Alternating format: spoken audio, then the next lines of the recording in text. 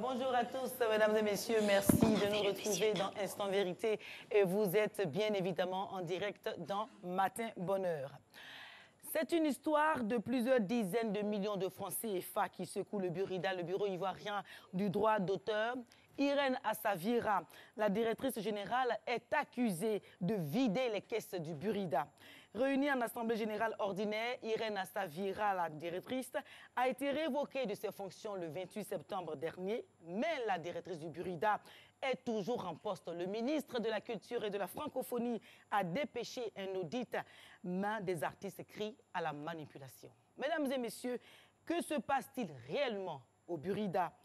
Irène Assavira a-t-elle vraiment détourné l'argent du Burida? Si oui, pourquoi est-elle toujours en poste? Et sinon, où est passé l'argent des artistes? À qui profite cette crise que personne ne semble résoudre? Vous vous posez certainement ces questions, mesdames et messieurs. Eh bien, vous avez raison.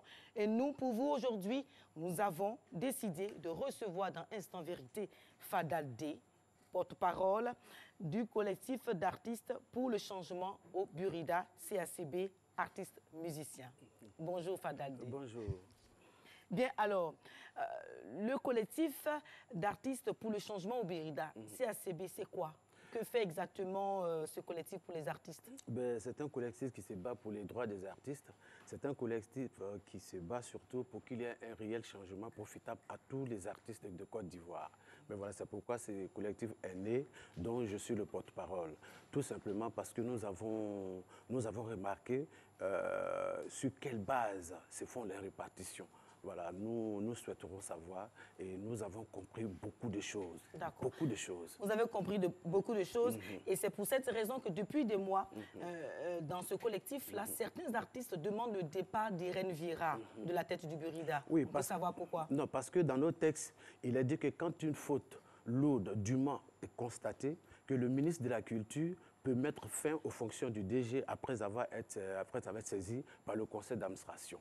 Alors, nous avons effectivement d'abord découvert que Mme Vira, la nomination de Mme Vira est basée sur du faux.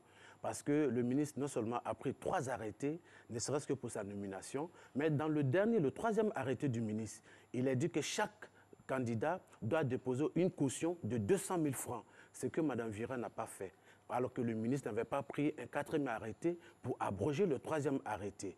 Mais voilà. D'accord, donc Mme Vira, elle a fait du faux, c'est ce que vous dites. Alors, vous savez que bien que pour la gestion du Burida, Mme Vira, pour être nommée là où elle est, il y a eu une proposition. Il y a eu d'abord un décret pris en Conseil des ministres sur proposition du ministre de la Culture et après avis du Conseil d'administration. Alors comment se fait-il que vous dites qu'aujourd'hui Mme Vira a été nommée et cette nomination-là est fausse? Nous sommes membres de l'Assemblée générale. C'est comme nous sommes les députés des artistes. Alors dans nos textes, il est dit que quand un membre de l'Assemblée générale découvre une faute lourde, non seulement il peut convoquer une AG extraordinaire, mais aussi il peut porter plainte. Alors nous n'avions pas encore découvert, ça fait près de 3 ans, en tout cas ça fait 11 ans que Mme Vira est au Burida, mais ça fait presque 4 ans, 5 ans qu'elle est revenue. Nous n'avons rien découvert. C'est maintenant que nous avons découvert que sa nomination n'a pas respecté les normes. Et ensuite, il y a beaucoup de fautes lourdes de gestion. Voilà, comme Solidartiste, tous les Ivoiriens sont témoins de cela. Solidartiste a été organisé à l'hôtel du Golfe. Et elle-même, elle a reconnu à l'AG. Nous, on nous a dit qu'elle a dépensé au moins 150 millions pour cela. Attends, j'arrive. 150 millions pour cela. Elle-même, elle a reconnu à l'AG que c'est plutôt 120 millions qu'elle a récolté, qu'elle a dépensé pour récolter 35 millions. Alors que quand vous faites le calcul, il y a une perte de 85 millions. Est-ce que vous avez les preuves de ce que vous avancez? C'est trop facile ici de venir là ce matin, je vous dis que porter des accusations pareilles sur la gestion de Mme Vira. Alors, qu'est-ce qui vous dit que Mme Vira est celle-là dont vous parlez ce matin? Je vous dis que j'ai le PV de l'huissier qui est venu travailler à l'Assemblée générale avec nous. Voilà, et c'est son PV qui est là. Et Mme Vira a parlé. Voilà, contrairement aux accusations portées, Solidartiste a coûté 120 millions au lieu de 150 millions comme allégué pour 35 millions récoltés. Voilà, là, ça, c'est le PV. Et c'est ce que dit Mme Vira. Ce n'est pas nous qui l'avons invité. C'est une preuve. Oui, c'est elle-même qui a parlé. S'il vous plaît. Mais Mme Vira également, elle est intervenue dans la presse, comme vous l'avez dit, et elle a demandé aux artistes d'être vigilants. Justement, elle a dit, on veut enlever le directeur général jugé par certains trop rigoureuse et installer la malgouvernance parce qu'aujourd'hui, le bilan du Burida est reluisant. Alors, qu'est-ce que vous en pensez? C'est ce que Mme Vira a dit. Et c'était justement le 28 septembre dernier à l'Assemblée générale. Non, qu'elle arrête. Qu'elle arrête. Quand elle dit ça, elle doit être capable de dire aux Ivoiriens que les artistes ont abandonné au moins 4 milliards 500 millions de francs CFA pour qu'aujourd'hui le Burida soit là où il est. Mais ça, c'est normal, c'est votre maison. C'est normal que vous abandonniez au moins 4 milliards pour que la maison se remette en scène. Voilà, donc il ne faudra pas qu'on nous dise aujourd'hui qu'elle travaille bien, le Burida... Non, c'est Mme Vira qui le dit. Et également, il y a certains artistes qui pensent que son travail est excellent. Le ministre de la Culture et de la Francophonie a publié un communiqué à cet effet. Il a loué le mérite de Mme Vira. Et son bilan également est positif. Nous avons le chiffre, M. Fadaldé. Vous ne pouvez pas dire que le bilan de Mme Vira est positif tant que cela ne profite pas aux artistes de Côte d'Ivoire. Est-ce que le bilan de Mme Vira est positif avec des artistes qui perçoivent 12 000 francs, 850 francs francs CFA comme droit d'auteur? Le bilan est positif pour qui? Pour elle, pour le ministre ou pour les artistes? C'est d'abord nous. Voilà, quand on dit que vous travaillez bien, il faudra que cela se ressente dans les poches des artistes. Le groupe Sakolo, avec Loudi, ont reçu 850 francs CFA comme droit d'auteur. Alors, attendez. Son bilan n'est pas positif, madame. Voilà, selon les chiffres que nous avons reçus de Mme Vira, la collecte des redevances a quadruplé de 75 millions repartis entre les artistes en 2011. Le Burida est passé à 950 millions en 2017. Madame, je viens de vous dire que des artistes comme Fadaldé, comme Ludi de Sakolo, comme Guy de Fer, continuent de recevoir comme droit d'auteur 8 000 francs, le grand Guy de Fer. Ludi Sakolo, 850 francs. Il y a des artistes qui reçoivent 15 000 francs comme droit d'auteur, 12 000 francs comme droit d'auteur. Je ne peux pas accepter qu'on nous dise qu'il y a autant d'argent qui est réparti aux artistes et que des artistes sous 12 000 sociétaires. Combien d'artistes reçoivent au Burida au moins ne serait-ce que 500 000 ou bien chez 1 million de francs CFA, sous 12 000 sociétés?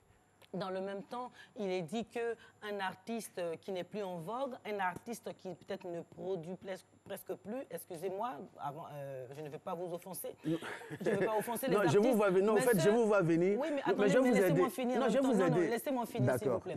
Voilà, certains artistes qui ne produisent presque plus, voilà, ou bien qui ne produisent plus, qu'on ne voit plus à la télé, sur les scènes, sur les antennes. Ces artistes-là ne peuvent plus recevoir des royalties conséquentes. Voilà. Madame, je suis désolé. De quelles royalties parlez-vous? La durée de vie d'une œuvre au Burida, elle est de 70 ans. Alors, on ne dit pas que la durée de votre œuvre est de 70 ans, et puis, bon, 2 ans après la sortie d'une œuvre, vous dites que vous ne pouvez pas recevoir quelque chose. Vraiment, ça ne sonne pas bien. Ça ne sonne pas bien. Ce n'est pas une question de vogue, c'est une question de tous les maquis, tous les pharmacies, tous les hôtels, tous les magasins, tous les salons de coiffure qui sont rackettés au nom des artistes de Côte d'Ivoire. C'est de cela qu'il est question. Voilà. Alors vous avez, lors de l'Assemblée générale ordinaire du 28 septembre dernier, vous avez révoqué Mme Vira de ses fonctions. Est-ce que c'est à vous, sociétaires, de juger de la gestion de Mme Vira et en plus de la révoquer quand on sait qu'il y a un conseil d'administration? D'abord, on ne l'a pas révoqué comme certains le pensaient. On a pris la décision de sa révocation et nous avons demandé au conseil d'administration de mettre notre décision en application conformément à l'article 37. Qui dit que quand une faute lourde dûment est constatée, le ministre peut mettre fin à sa fonction. Mais voilà. Au fait, quand nous avons saisi le conseil d'administration s'est mis au travail, a décidé de statuer sur le cas Mme Vira. Mais 4 fois le conseil d'administration, le PCA a convoqué une réunion, 4 fois le conseil d'administration a été empêché de travailler. Mais voilà, les représentants du ministre, Mme Ouarawara Leking, M. Orenchi, M. Nyamke, M. Abissa, ils ont fait de l'insubordination. S'il vous plaît, non. On ne cite pas de personnes, ce n'est pas quelque chose de personnalisé. Non, c'est pas, je suis en train de vous dire... que les Ivoiriens puissent vous comprendre sans vraiment indexer... Non, je ne suis pas en train d'indexer, je suis en train de vous dire qu'au conseil d'administration, il y a 4 représentants du ministère, du ministre de la Culture. Nous, les membres de l'Assemblée générale, nous avons élu 10 personnes. Mais voilà. Et à chaque fois que le PCA convoque une réunion, les représentants du ministre font de l'insubordination. Ils ne viennent pas. Vous avez compris. Donc, 4 fois, le conseil d'administration n'a pas pu travailler. Mais l'Assemblée générale est l'organe suprême du Burida. C'est-à-dire qu'après l'Assemblée générale, il n'y a rien d'autre. Nous avons pris notre décision. Alors, donc, vous avez pris vos décisions. Vous avez vu le ministre de la Culture, M. Banama Maurice. Alors, on ne comprend pas pourquoi elle est toujours en poste. S'il est vrai que la gestion de Mme Vira vraiment est décriée, la gestion de Mme Vira, comme vous le dites, n'est pas une gestion très saine, elle est opaque. Alors, comment se fait-il que, malgré cette décision de révocation, elle est toujours en poste? Mais je vais vous parler de façon claire et je vais regarder les Ivoiriens droit dans les yeux pour le parler. Nous avons effectivement été reçus par M. le ministre. Et M. le ministre nous a dit que tout ce que nous disons est vrai. Il nous l'a dit. Et tous les artistes avec lesquels... Vous êtes sûr que je vous dis que je regarde les Ivoiriens dans les yeux et je vous dis que M. le ministre nous a dit que les revendications sont vraies et que quand vous êtes en guerre et que vous encerclez votre pire ennemi, il faut lui donner une sortie honorable. Cela veut tout dire. À la deuxième rencontre, il nous a dit, quand vous tuez mal un animal, il faut savoir le dépecer.